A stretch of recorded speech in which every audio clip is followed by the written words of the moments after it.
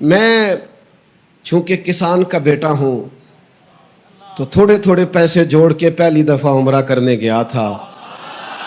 تو وہ جاتی دفعہ جو میری اماں نے کہا تھا نا کہ بیٹا وقت نہ ضائع کرنا، غریبوں کو کبھی کبھی موقع ملتے ہیں، تو میری جب پہلی نظر پڑی تھی نا تو وہ جن کی تو گئے ہوتے ہیں میلاد میں اور رمضان کی ٹکٹیں بک ہوتی ہیں تو ان کا تو چلو حال کچھ اور ہوتا ہے، لیکن جس کو پتہ ہوتا ہے نا کہ پتہ نہیں آؤں گا کہ نہیں آؤں گا، پتہ نہیں موقع ملے گا کہ نہیں ملے گا، اور پتہ نہیں کس درد اور کس شوق سے اور کس والہانہ پن سے وہ غریب پہنچتے ہیں. تو میں تو جب پہلی بار گیا تھا اور میں نے جب گنبد خضرا شریف کو پہلی نظر سے جھچکتے جھچکتے دیکھا تھا تو میری تو اندر کی تسکین صرف فاضل بریلوی نے بجھائی تھی. میرا تو وہ جو اندر ولولہ تھا وہ میں نے اعلیٰ حضرت کا لہجہ مستعار لے کے اپنے اندر ٹھنڈک پیدا کی تھی. کہنے لگے پیش نظر ہے وہ نوبہار. یہ آدمی جھوٹ نہیں بولتا، واللہ یہ ہمیشہ سچ کہتا. میں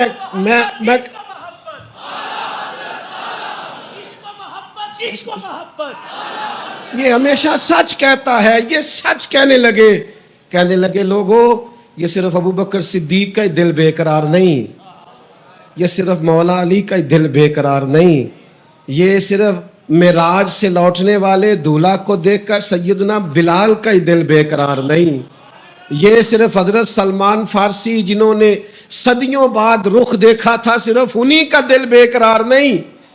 یہ 14 صدیوں کے فاصلے پہ جب ہم نے دیکھا ہے نا، جب مسکینوں نے دیکھا ہے، غریبوں نے دیکھا ہے، تو ان کا دل بھی کرتا ہے کہ پیش نظر ہے وہ نوبہار.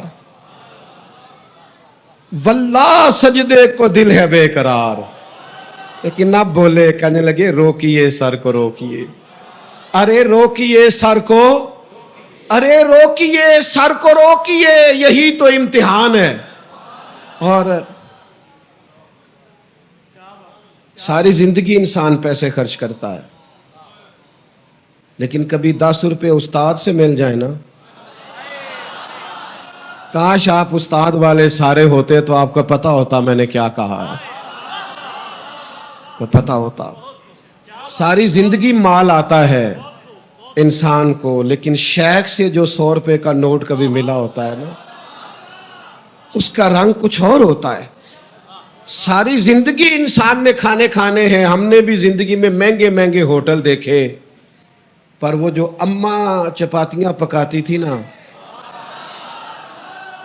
اور پوچھیدہ سیدھا امی جی روٹی پک گئی ہے تو وہ فرمان سان تو پیڑی لے کے میرے کول ہی آ جا، تو پھر محسوس ہوتا تھا کہ بڑے بڑے بادشاہ بھی فقیر بنے ہوئے ہیں. تو وہ کبھی کبھی ولولہ ہوتا ہے، کچھ شکر ادا ہو نہیں سکتے، کچھ جگہوں پہ انسان شکریہ کا حق ادا کر نہیں سکتا، اس نے نوازا اتنا ہوتا ہے نا. تو جب استاد کا، شیخ کا، ماں باپ کے ساتھ یہ والہانہ پن ہے تو جس کو ساری عزت ہی مدینے والے محبوب نے دی ہو. فاضل بریلوی کہتے ہیں فرشتے بھی کرتے ہیں تعظیم میری، نکیرین کرتے ہیں تعظیم میری، فدا ہو کہ ان پر یہ عزت ملی ہے. کسی شاعر نے سادہ ترجمہ کیا تھا کہ میری بات بن گئی ہے تیری بات کرتے کرتے.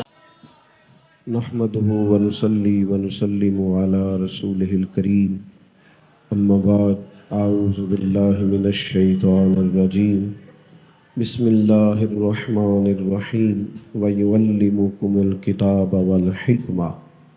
صدق اللہ العظیم. درود شریف پڑھ لیجئے. الصلاۃ والسلام علیک یا رسول اللہ وعلی آلک واصحابک یا حبیب اللہ. حمد و صلاۃ کے بعد انتہائی عزت و تکریم کے لائق بزرگوں، قابل صد احترام بھائیوں، میرے عزیز دوستوں، بڑا خوبصورت، باوقار اور بڑا ولولہ انگیز یہ اجتماع ہے. عالی مرتبت استاذ العلماء، عمدۃ الفضلاء، حضرت علامہ قبلہ مفتی محمد طاہر تبسم قادری صاحب، آپ نے بڑی خوبصورتی سے اس کو سجایا ہے اور میرے جیسے چھوٹے آدمی کے لیے یہ مشکل پیدا کر دی ہے کہ اتنے بڑے بزرگوں کے بیچ لا کے کھڑا کر دیا ہے، کیسا دستور زباں مندی ہے تیری محفل میں، بات کرنے کو ترستی ہے زباں میری۔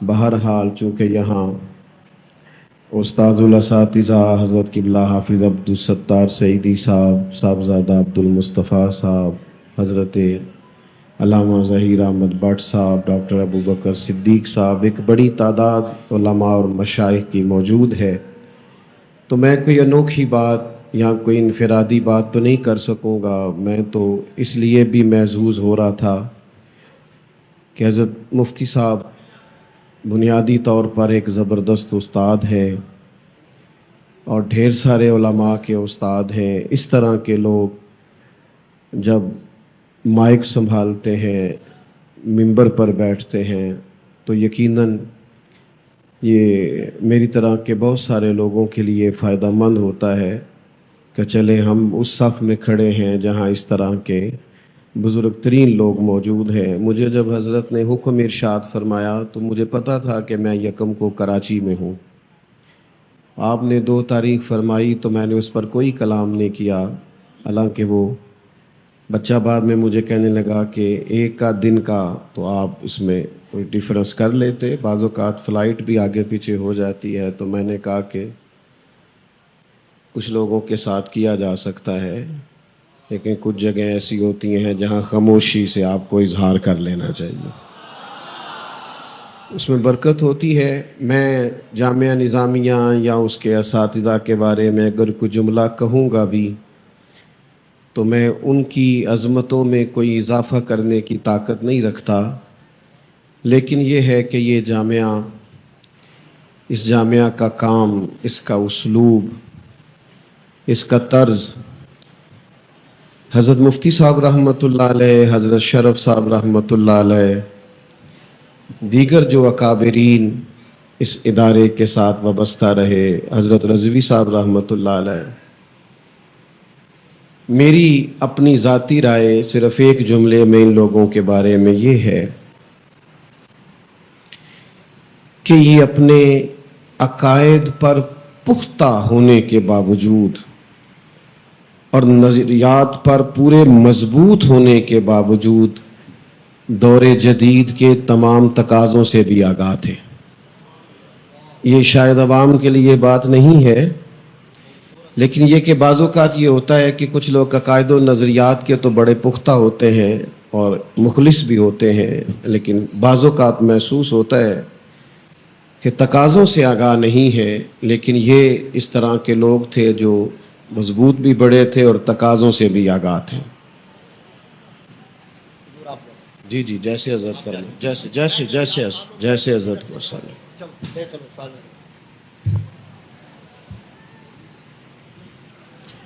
جیسا کہ مفتی صاحب نے فرمایا تھا، استاد صاحب کی طبیعت پر انحصار ہے، آپ کا تشریف لانا باعث برکت ہے۔ میرے دوستو، چند ایک گزارشات نہایت مختصر سے وقت میں آپ کی خدمت میں عرض کرنی ہے۔ قرآن مجید نے نبی پاک صلی اللہ تعالیٰ علیہ وسلم کے اوصاف اور آپ کے منصب نبوت کی ذمہ داریوں کو بیان کرتے ہوئے جو چیزیں ارشاد فرمائی ہیں، اس میں ارشاد فرمایا ہے کہ وَيُعَلِّمُكُمُ الْكِتَابَ وَالْحِكْمَةَ، فرمایا یہ نبی کریم علیہ السلام تمہیں کتاب بھی سکھائیں گے اور حکمت بھی سکھائیں گے، دانائی بھی سکھائیں گے، تدبر بھی سکھائیں گے، سمجھ بوجھ بھی سکھائیں گے۔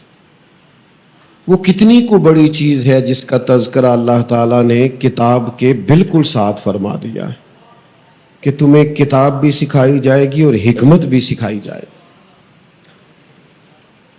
بہت سارے لوگ بہت زیادہ باصلاحیت ہوتے ہیں،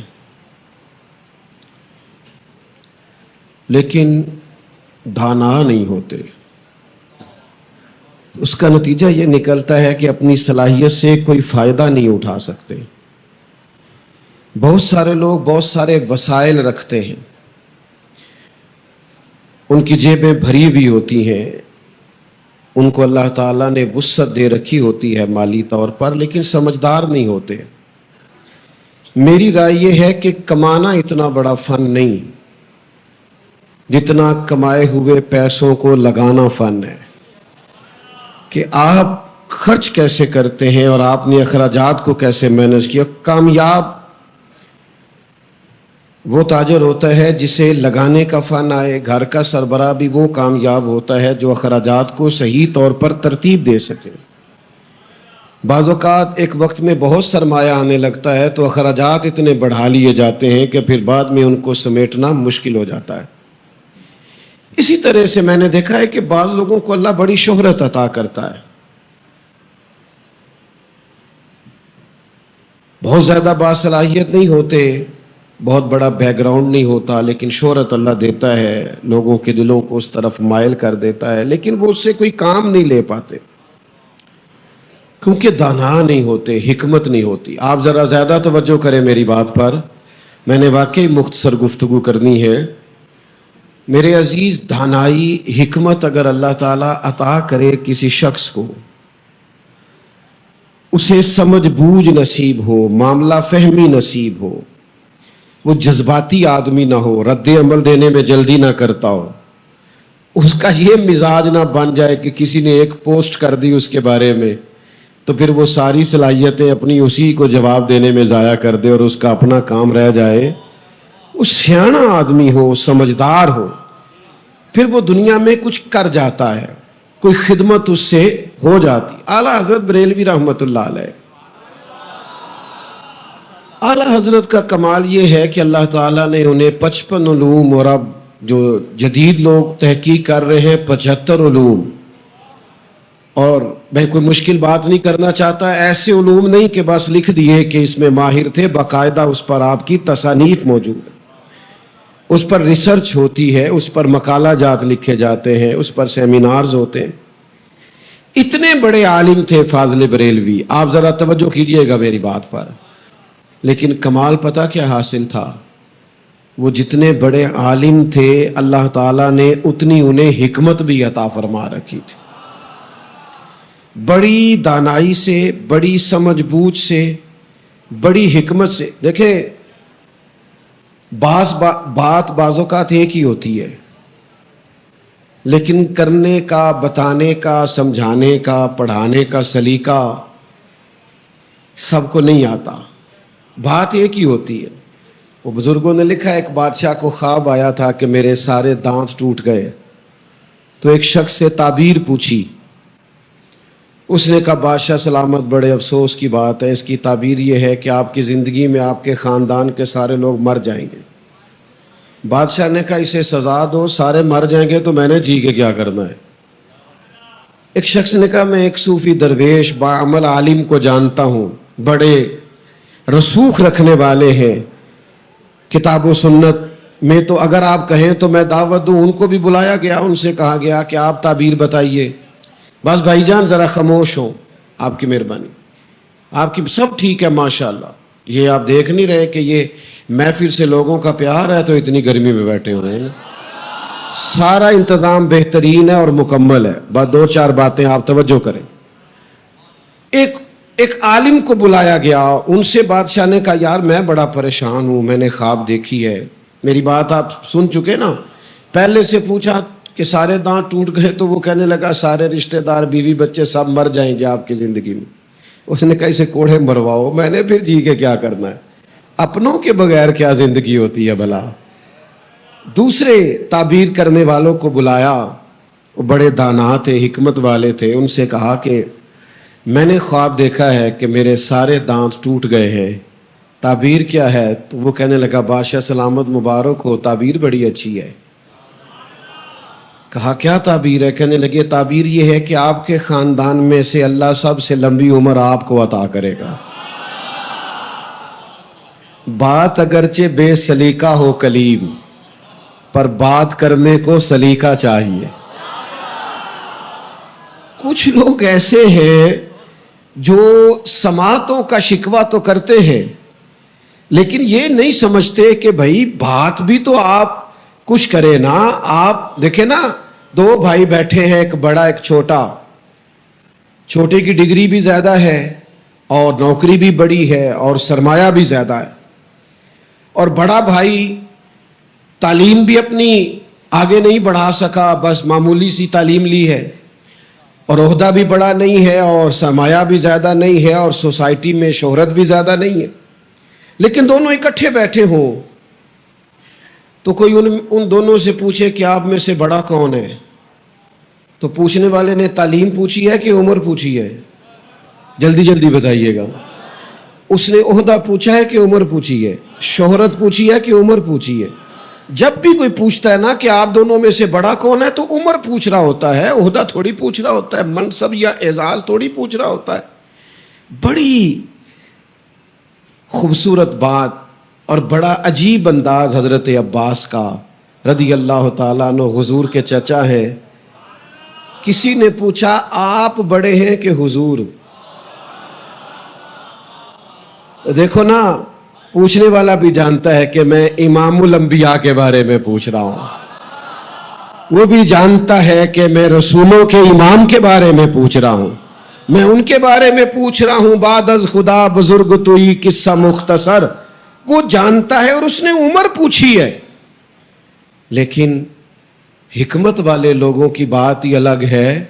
وہ یہ نہیں کہا کرتے کہ عبارت یوں ہی لکھی ہوئی تھی, وہ یوں نہیں کہا کرتے کہ جناب میں کوئی غلط بات کر رہا ہوں, بلکہ وہ تو اپنے شاگرد سے کہتے ہیں کہ یہ عبارت پڑھ رہا ہوں, اس پر یہ اعتراض ہو سکتا ہے, لہذا یہ اعتراض ہے, یہ جواب ہے. وہ تو ساری تیاری پہلے سے کراتے ہیں, دانا جو ہوتے ہیں, جو کل کو اعتراض وارد ہونا ہوتا ہے, ہمارے اساتذہ پہلے سے کھول کر خود بتا کے جواب دیتے ہیں. یہ دانا لوگوں کا کام ہے. ذرا غور تو کرنا. حضرت عباس سے پوچھا آپ بڑے ہیں کہ حضور؟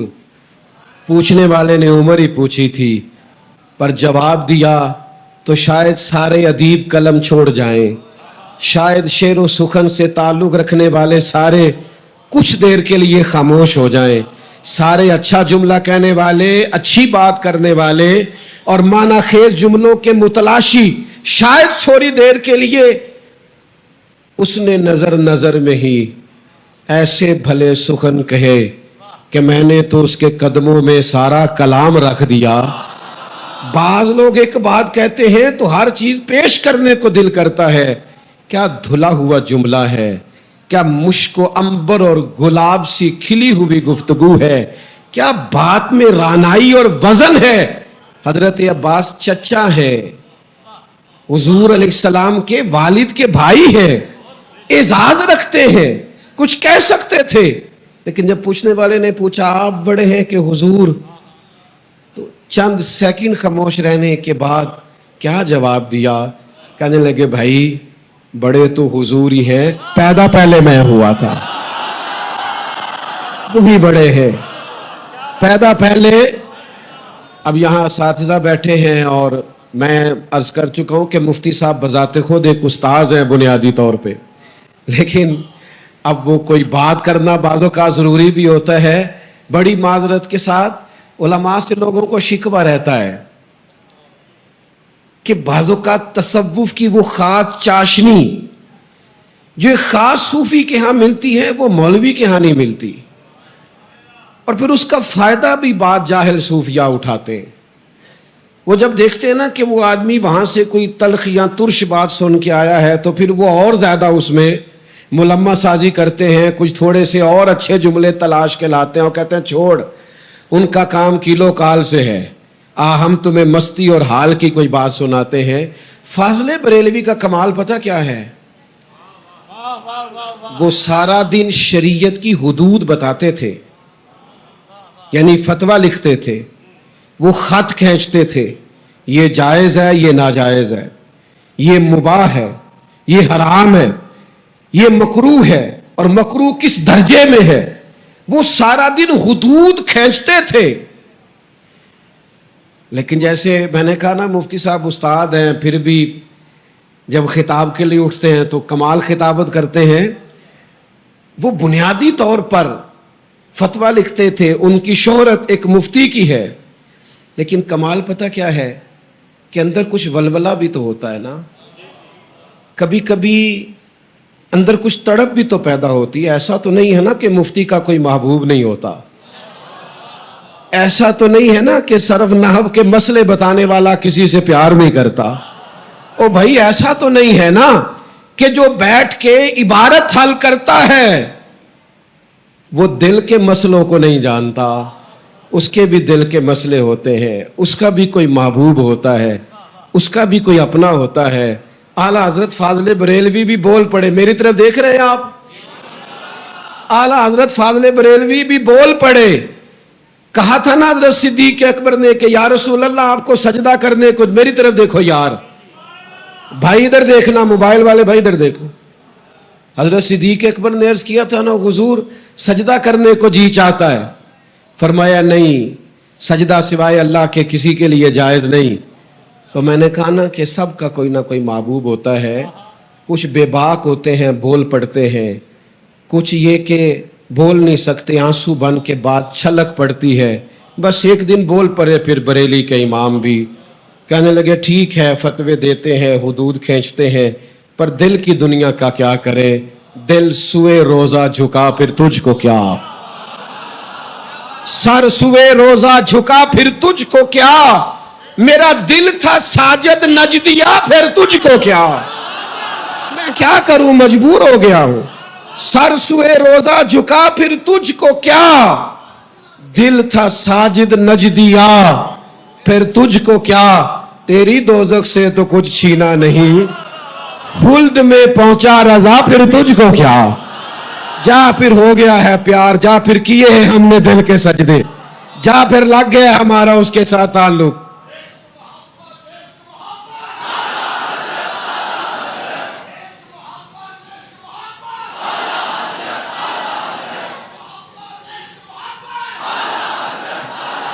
तशरीफ रखे थे, बैठे रहे, बैठ जाए बैठ जाए बैठ जाए बैठ जाए बैठ। तेरी दोजख से तो कुछ छीना नहीं, खुल्द में पहुंचा रजा फिर तुझको। भाई बैठ जाएं, आप पैसे लेके बैठ जाएं, आप समझ नहीं रहे बात को, सब बैठ जाएं। आप बड़ा इतना खूबसूरत माहौल है, तशरीफ फिर देखिए जरा। मैंने कहा कि लोग शिकवा करते हैं कि जनाब हद हो गई, ये मौलवी है, ये किसी के मुरीद ही नहीं होते।